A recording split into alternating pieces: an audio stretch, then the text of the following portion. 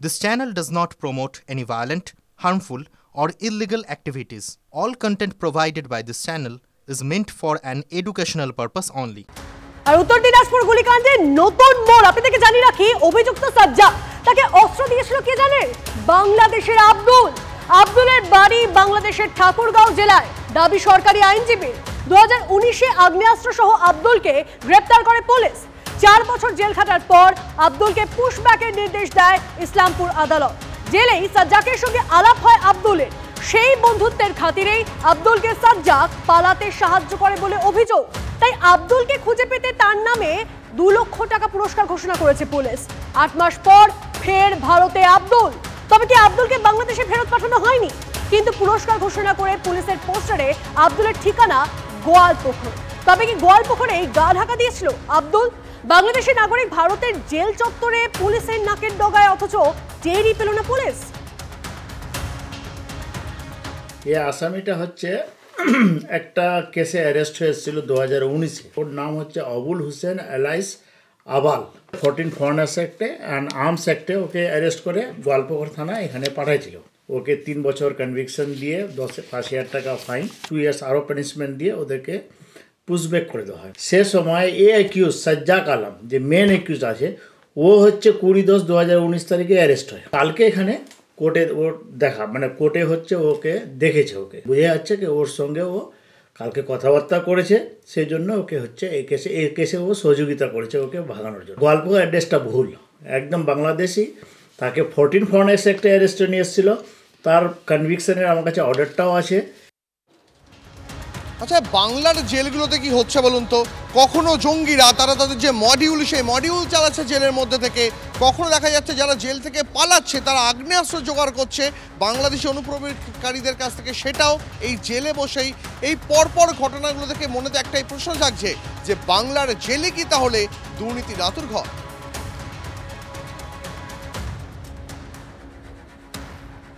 আরে পাশাপাশি আরো একটা প্রশ্ন উঠছে যেখানে প্রশ্ন উঠছে যে আব্দুল এই বাংলাদেশে অনুপ্রবেশকারী তাকে বাংলাদেশে ফেরত পাঠানো হয়েছিল তারপরেও সে কি করে ভারতে চলে এলো এই প্রশ্ন এই দরজা যখন উঠছে তখন রাজ্যের মন্ত্রী গোলাম রাব্বানি তিনি তো বিস্ফোরক অভিযোগ তুলে দিলেন তিনি একেবারে বিএসএফকে নিশানা করলেন যে বিএসএফ বাংলাদেশ থেকে কোনো অনুপ্রবেশকারী ভারতে ঢুকছে কিনা নজরদারিতে সেক্ষেত্রে ব্যর্থ কি বললেন মন্ত্রী শুনুন তিনি বাংলাদেশের ন্যাশনাল ইনি এসেছিলেন ইন্ডিয়াতে আমরা একে প্রমাণ করে 3 ট্রায়াল হলো ট্রায়াল হওয়ার পর 3 বছর 4 বছর তিনি জেলে ছিলেন জেল থেকে পুশব্যাক করা হলো বাংলাদেশ প্রশাসনের মাধ্যম থেকে পুশব্যাক করার পর বাংলাদেশের নাগরিক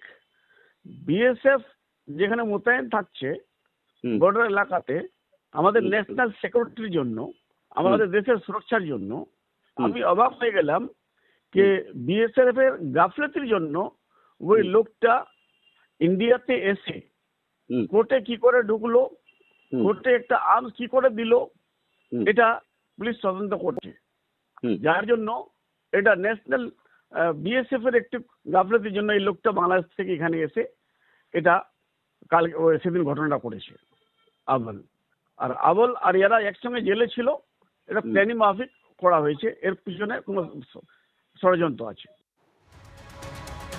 এদিকে আরো একটা আপডেট দিয়ে আপনাদের সাইফের বাড়িতে দুষ্কৃতী হানার এক্সক্লুসিভ ছবি টিভি9 বাংলার হাতে রাত 1:37 ফায়ার এক্সিট দিয়ে ঢোকে আততাই বেরিয়ে আসে রাত 2:33 প্রায় 1 ঘন্টা সাইফের ফ্ল্যাটে ছিল দুষ্কৃতী কথা বলবো জ্যোতির্ময় আমাদের প্রতিনিধি আমাদের সঙ্গে রয়েছেন বিগ বলে জ্যোতির্ময়ের সঙ্গে কথা বলি জ্যোতির্ময় এই 1 ঘন্টা এই আততাই কিভাবে তার বাড়িতে গা ঢাকা দিয়েছিল আর এই ব্যক্তির কি তাদের বাড়িতে যাতায়াত ছিল বিষয়টা যদি একটু জানো দেখো এই প্রশ্নটাই এই মুহূর্তে সবথেকে বেশি গুরুত্বপূর্ণ হয়ে উঠছে কারণ অন্তর্ঘাতের সম্ভাবনা কখনোই উড়িয়ে দেওয়া যাচ্ছে না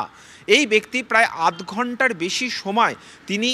ঝামেলায় জড়িয়েছিলেন অর্থাৎ 56 মিনিট তিনি এই বাড়ির ভেতরে ছিলেন একটা দীর্ঘ সময় তিনি গা ঢাকা দিয়েছিলেন এবং 26 মিনিট গা ঢাকা দিয়েছিলেন এবং প্রায় 8 ঘন্টার কাছাকাছি সময় তার ঝামেলাটা যে হয় অর্থাৎ প্রথম যিনি পরিচারিকা দেখতে পান যিনি জাহাঙ্গীরের ঘরে ছিলেন তিনি দেখে চিৎকার করে ওঠেন সাইফ আলী খান ছুটে আসেন কারিনা কাপুর ছুটে আসেন অন্যান্য পরিচারকরা ছুটে আসেন এবং ধস্তাধস্তি হয় ছুরি মারে এবং তাকে এই একটি ঘরে আটকে দেওয়া হয় অর্থাৎ এই জাহাঙ্গীরের ঘরে এই ব্যক্তিকে আটকে দেওয়া হয় তা সত্ত্বেও নয়, সেই ঘর থেকে এই ব্যক্তি পালিয়ে গেলেন। কোনো ঘরের ভেতরে, চার দেওয়ালের ভেতরে, একটা অ্যাপার্টমেন্টের ভেতর কাউকে দরজা বন্ধ